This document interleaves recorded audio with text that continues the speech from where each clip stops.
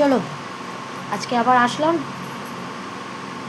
সকাল থেকে টিফিন করিনি, তা মনে হয় আমার ভিডিও দেখে আবার গালাগালি করবে, এমন প্রচুর মানুষ আছে। ডোন্ট কেয়ার, আমি আমার কাজ করব। আজকে যেগুলো বলতে এলাম, আমাদের এই সরকার আসার পর থেকে নতুন নতুন অনেক তো ডালপালা গজিয়েছে, বুঝতেই পারছো। টিএমসি যারা এখন নতুন করে বিজেপি হতে চাইছে, আমি আগাগোড়া প্রতিবাদী যে সব ভিডিওগুলো করি, যার জন্য আমি খারাপ দল বিরোধী কাজ করছি।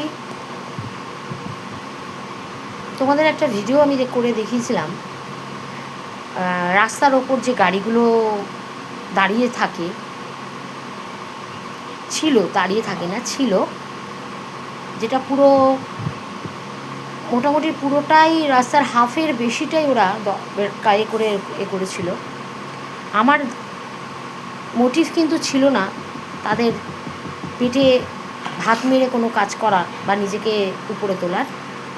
আমি একটা কথাই বলতে চেয়েছিলাম আমার ভিডিওর মাধ্যমে, রাস্তাটা সাধারণ মানুষের, যারা রাস্তায় কাজ করেন তারা যেমন রাস্তার ট্যাক্স দেন, যে পথ চলতি মানুষগুলো রোজ রাস্তা দিয়ে অফিস যান, বাচ্চাদের নিয়ে স্কুলে যান,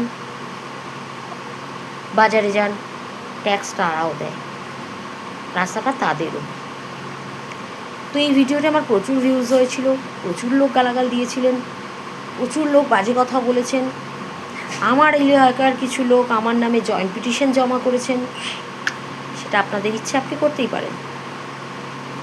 আসল কথা কী বলুন তো, একটা বয়স হয়েছে তো আমারও, ওই কচি বাচ্চা থেকে আইরে বাবা যাইরে বাবা ওটা আমার করা ঠিক পোষায় না। এবং এরপরে আমি অনেক ভিডিওই ছেড়েছি, সেখানে কিছু মানুষ আমাকে সমর্থন করেছেন, কিছু মানুষ গালাগাল দিয়েছেন, যেটা তাদের কাজ।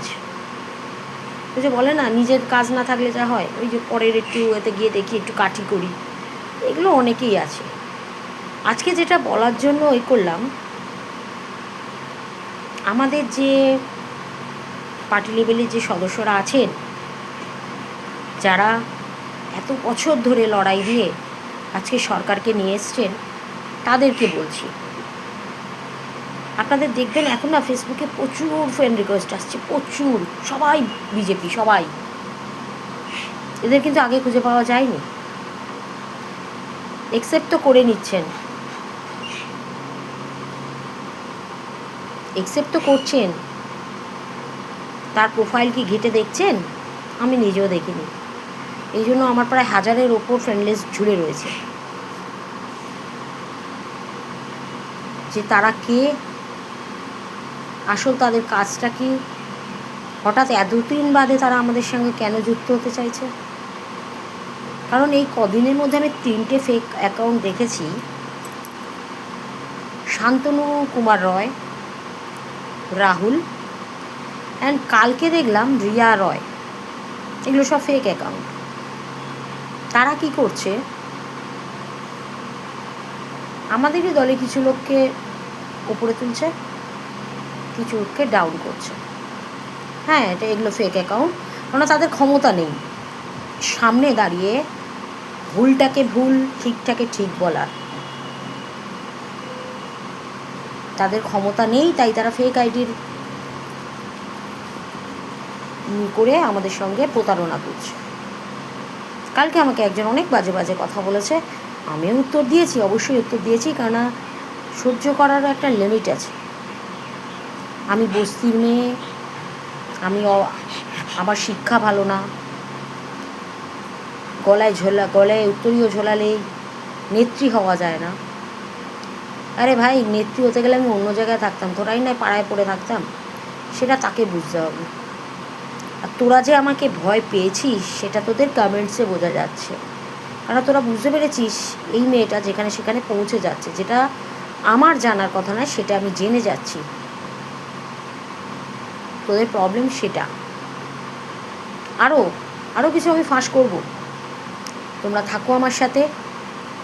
আমার বন্ধুদের বলবো, এই যে ফেক এগুলো, আমি আমার এই দলের কিছু বোনদের বলেছি, যে তোরা ফ্রেন্ড লিস্টে আছিস অথচ তাকে চিনিস না, কিন্তু তারা কমেন্টগুলো যে পাস করছে খুবই নোংরা, খারাপ।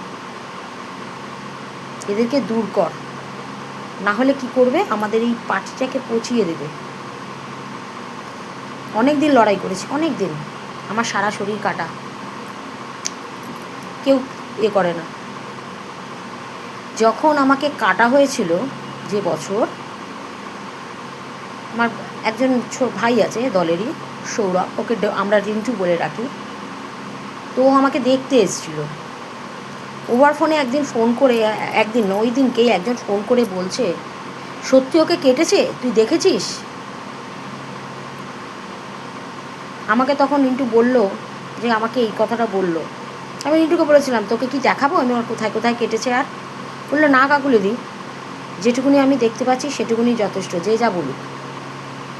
তাহলে বলো, সেই মানুষটার জন্য আমার মনে কোথা থেকে একটা সম্মান আসবে? সে কিন্তু কোনোদিন আসেনি, আমাকে দেখতেও আসেনি। সম্মানটা অন্তর দিয়ে আসে, মুখের কথায় আসে না।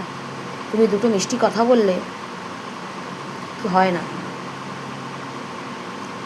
তোলাবাজি তুলছো, তোলো, রাত 12টার পর এখানে করছো, 3A বাস স্ট্যান্ডে মাল ফেলছো, অনেক কিছু জানতে পারছি, অনেক, শুধু প্রমাণ। যদি জানতে পারি বস, খুব খুব দুঃখ আছে।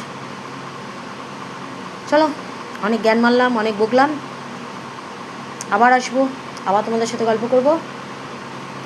নমস্কার, ভারত মাতা কি জয়, জয় শ্রীরাম।